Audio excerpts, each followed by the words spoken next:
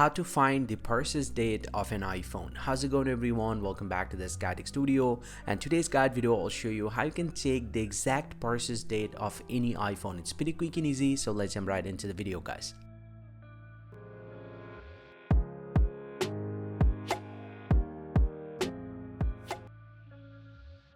Now to do that, first thing first, simply go ahead and open up the settings app from your device and then scroll down, tap on general and then tap on about, and he'll get to see your iPhone serial number. You just need to press and hold the serial number and copy this number, then get back from here and open up any browser from your choice. I'm going to open up the Safari browser and search for Apple covers.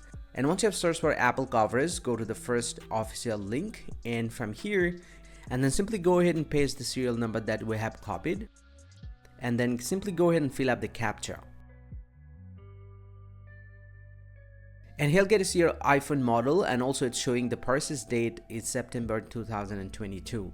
And this is how you can actually find out the exact purchase date of an iPhone. Hope you find this very helpful, guys. If you do, please drop a like and subscribe to the channel. See you guys around, and thank you very much for watching.